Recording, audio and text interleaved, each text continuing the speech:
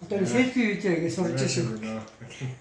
За юуны өмнө нөгөө би ч дүүгийн нэг Эрик Батуу гэж хэлсэн байгаа. Бата. Тэгээ Бата дүү маань одоо бас бидэртэй ингээ жил гарan бас харилцаж найзалж байна. Хоорондоо биеиндээ танил жил гарan боллоо. Энэ хугацаанд бас бидний энэ 9 наваа богцыг бас танил болоод өнөөдөр ингээд гэртээ болон би бас ингээ ажил дээр бас ингээ хамт олондоо тоглоосоо гэж давхар бодсон. Юуны өмнө ингээ гэртээ дандаа байлгаснаас заримдаа ажил дээр авчирсан сайхан тоглож байгаарэ хамт олондоо бас үлгэр жишээ болоо гэж бодсон юм аа. Тэгээд өнөөдөр та бүхэн 9 даваа богцтой болж байгаа чинь баяр хүргэе. За баярлалаа. За бид бүхний энэ 9 даваа богц гэдэг энэ бүтээлбэл юу вэ гэхээр Монгол ардын хөлөг тоглоомуудыг үл ингээд 66 онд намжилт өрчдөг хүн ингээ сайхан ард айн болгоноор яг судлаад зөндөө олон тэг 100 гаруй тоглоомыг ингээд эмгэгчсэн байхгүй юу? Тэгээд бид нэр 2006 оноос хойш тэр номыг ингээд олж авсан бичснийхаа дараа өөртөө ингээд нэг нэгээр хийж тоглодог байсан. Бүр нэг нэгээр ингээд тааван дээр оёод. Тэгээд сая энэ хөл хорионы үеэр бид нар юу бодсон гэхээр санаандгүй нэг юм тоглоомын богцыг гэдэг юм санаад ирсэн. Ингээд хүүхдүүд ингээд тоглоомоо дэлгэж тоглолцоод буцаагаад хүндэг. Тэгэхээр тэр санаа маань бол ингэж хэрэгцсэн байгаа. Одоо бол энэ довчийг энэ хоёр нөхөр ингээд оруулаад үз. Манай Бата.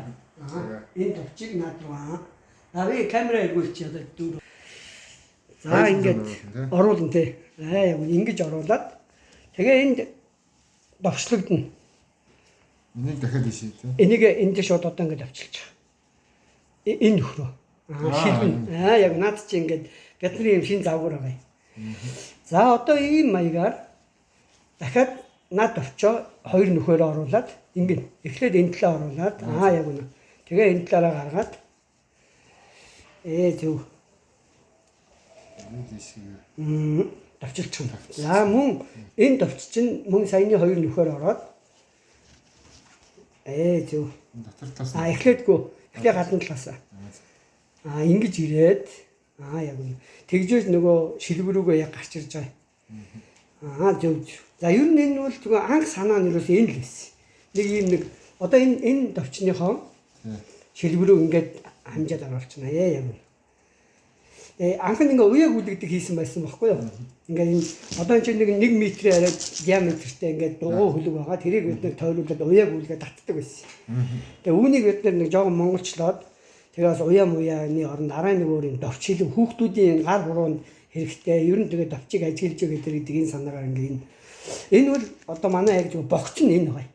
9 даваа богц гэдэг хэлбэр нь буюу хүүхэд тоглоомоо ямар нэг лего тоглоом ч юм уу ямар ч хамаагүй те ингээд ясан тоглоомод юу ч юм ингээд дэлэг тоглоод тэгээ эндээ ингээд буцаагаад хумдаг энэ хэлбэрийг анх нь биднэрт ингээд нөгөө Грете Монголигийн зураач ундраа захиалахгүй юу нэг юм тоглоом ингээд хурдан хураадаг болмоор байна гэд тэгэхгүй хүүхдүүд юусэн тоглоомоо хураахлаар нэг л байна одоо ингээд сонирхолтой биш вэ гэх те тэгээ энэ санаан дээрээс ингээд ийм богцанхан үүссэн санаа нь энэ за одоо цагаан дэлгч юм. Тэгэхээр та бүхэн гэсэн гэртээ очиод нөгөө ингээд янз бүрийн жижиг тоглоомуудаа энэ богцондоо хийж болно гэсэн үг. Энэ бол зөвхөн Монгол тоглоомд тоглох гэж байгаа гэсэн утгатаас биш.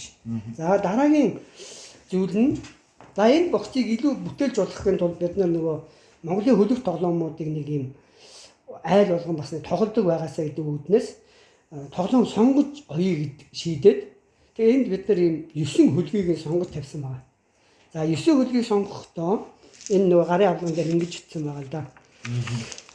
Нэгдүгээр хөлгөөс эхэлж дараалын дагуу тоглож сураарай гэж хэлсэн байгаа энэ дээр.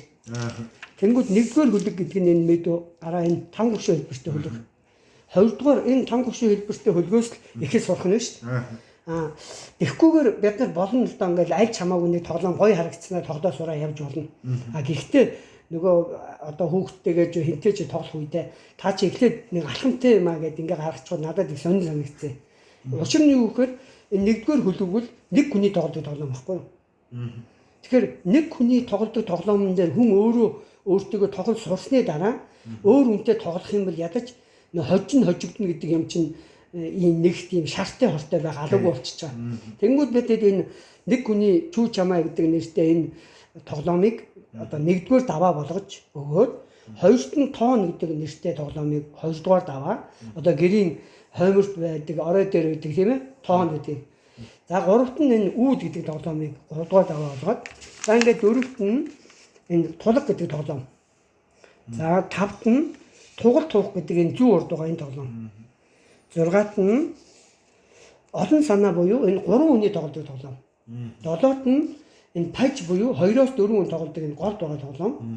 Тэгээ 8-т нь энэ уур талын буг гэдэг энэ ан агнуурын сэдвтэй тоглоом. 9-т нь энэ шатрын хөлөг шиг энэ хөлөг. Энэ хөлгөн дээр 4 тоглоом тоглож болно. Тэгээ энэ үдчтэйгээр ингээд нэг энэ 9 хөлгийг юуны өмнө ингээ хийгээд ингээд эхлээд энэ чи 7 хөлөгтэй оёод. Тэгээ сүүлд нь манайхан бас энэ бүтээл монголчууд ярьж чад сайхан 9 гэдэг бэлэгдлийг гаргая. Тэгээд наадмаар ер нь оюу барь чадлаараа тий хүн 10 ухаан ихээр 9 давж одоо нэг авраг бүх болж байгаа шүү дээ. Яг тэгвэл одоо бид нар оюуны авраг гэдэг ийм санаа гаргая. 9 давъя л да тий Монгол тоглоомын 9 хөлгөн дээр тоглож сурах гэдэг ийм санаа гарч. Тэгээ ингээд нэг талд нь ийм сайхан 9 хөлөг бий болсон байгаа. А нөгөө талд нь болохоор бас нэг алаг мэрхийн маань бол одоо монголчуудын нөгөө цар шинээр тоглодог ч гэдэг юм уу ийм бас их онцгой тоглоом юм байлаа. Тэгээ алаг мэрхийн хөлгийг бас ойж өгсөн байгаа шүү. За ингээд манай 9 даваа богцогддог бүтээлүүд ер нь энэ. За ингээд бүтээл одоо хинт ч байж болно, өөртөө ч ингээд гэр орондоо ойж болж байна тийм ээ. За энийг үл ингээд энэ 9 тоглоомын хөлгийг үл хинт ч одоо ханаас ч мэдэж болно. За одоо хамгийн чухал зүйл рүүгээ бичлэгийнхаа 2 дугаар хэсгийг хэдүүлээ оръё.